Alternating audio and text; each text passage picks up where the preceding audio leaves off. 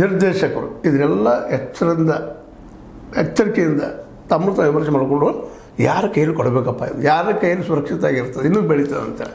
ಸ್ವತಂತ್ರವಾದ ಮೀಡಿಯಾಗೆ ಬೇಕಾಗಿರುವುದು ಸ್ವತಂತ್ರ ಧ್ವನಿ. ಆ ಸ್ವತಂತ್ರ ಧ್ವನಿ ಉಳಿಸಲು ನೀವು ಮಾಡಬೇಕಾದದ್ದು ಇಷ್ಟೇ. ಅದೇನಪ್ಪಾ ಅಂತಂತಂದ್ರೆ, ನಿಮ್ಮ ಕೈಲಾದಷ್ಟು ಸಹಾಯ ಈ ಚಾನಲ್ಗೆ ಮಾಡಿ ಹಾಗೂ ನಿಮ್ಮ ಧ್ವನಿಯನ್ನು ಕಾಪಾಡಿಕೊಳ್ಳಿ.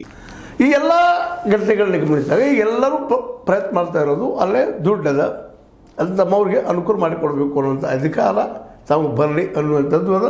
ಜೊತೆಗೆ ಅದರಿಂದ ನಾವು ರಾಜಕೀಯವಾಗಿ ಹೆಚ್ಚು ಸರ್ವೈವ್ ಆಗ್ತೀವಿ, ಉಳಿತೀವಿ ಅನ್ನುವಂಥದ್ದು ನಿಶ್ಚಿತವಾಗಿಯೂ ಇಲ್ಲಿರೋದು ಸಹಜ. ಎಲ್ಲ ನನಗಾಗಿ ನನ್ನನ್ನು ಹಿಡ್ಕೊಂಡು ಹೇಳುವಂಥ ಮಾತು, ಪ್ರತಿಯೊಬ್ಬರು ನಾನು ಅಧಿಕಾರದಲ್ಲಿ ಉಳಿಬೇಕು ಅನ್ನೋದು ಎಲ್ಲರಲ್ಲೂ ಆಸೆ ಅದ. ಅದ್ರ ಜೊತೆಗೆ ಇನ್ನಷ್ಟು ಏನಾಗಬೇಕಾಗಿದೆಪ್ಪ ಅಂತಂದ್ರೆ, ರೈತರಿಗೆ ಸಾಲ ಕೊಡ್ತಾಯಿದ್ದೀರಿ ಎಲ್ಲ ಸರಿ, ಆದ್ರೆ ಇದ್ರ ಜೊತೆಗೆ ಈಗ ನಾವು ಹಿಂದೆ ಚರ್ಚೆ ಮಾಡಿದ್ದಿಲ್ಲ ತಮ್ಮೊಂದಿಗೆ.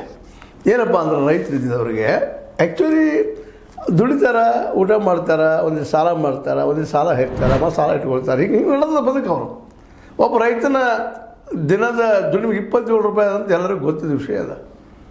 ಇಲ್ಲಿ ಹೆಚ್ಚಿಗೆ ಲಾಭ ಮಾಡ್ಕೊಳ್ತಾರೋ ಶುಗರ್ ಫ್ಯಾಕ್ಟ್ರಿಯ ಅದರ ಕಬ್ಬು ಬೆಳೆಯುವಂಥ ಲಾಭ ಮಾಡ್ಕೊಂಡಿದ್ದಾರೆ, ಶುಗರ್ ಫ್ಯಾಕ್ಟ್ರಿಗಳು ಜನ ಲಾಭ ಮಾಡ್ಕೊಂಡಿದ್ದಾರೆ. ಹೆಚ್ಚಿಗೆ ಶುಗರ್ ಫ್ಯಾಕ್ಟ್ರಿಗಳಿಗೂ ಅದಕ್ಕೂ ಸರಿ ಸಾಲ ಕೊಟ್ಟಂಥದ್ದು ಅದಾವೆ ಇರಲಿ. ಆದರೆ ಅದರ ಜೊತೆಗೆ ಇಲ್ಲೇ ರೈತರಿಗೆ ಮಾರ್ಕೆಟ್ ಮಾಡೋ ದಿಶೆಯಲ್ಲಿ ಇವರೆಲ್ಲರೂ ಇವತ್ತು ಚಿಂತನೆ ಮಾಡಬೇಕಾಗಿದೆ.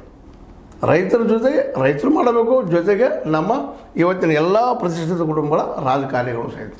ಯಾಕಂದ್ರೆ ನೀವು ಲಾಭ ಮಾಡ್ಕೊಳ್ತಾ ಇದ್ದೀರಿ, ಅಧಿಕಾರ ಪಡಿತಾ ಇದ್ದೀರಿ, ಎಲ್ಲ ಮಾಡ್ತಾಯಿದ್ದೀರಿ, ನೀವು ಸ್ವಲ್ಪ ಇವ್ರಿಗೆ ಇನ್ನೂ ಸ್ವಲ್ಪ ಹೆಲ್ಪ್ ಮಾಡಿ ಇವ್ರಿಗೆ ಇರ್ಬೋದು.